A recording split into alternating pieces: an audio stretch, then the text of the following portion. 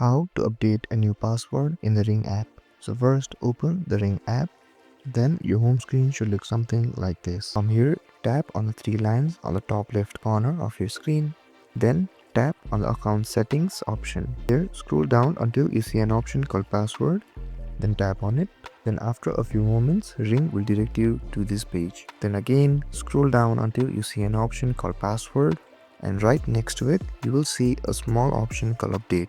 Simply tap on it, and here fill in your old password and type in continue. Then Ring will ask you to fill your new password, and this is how you can update a new password in the Ring app.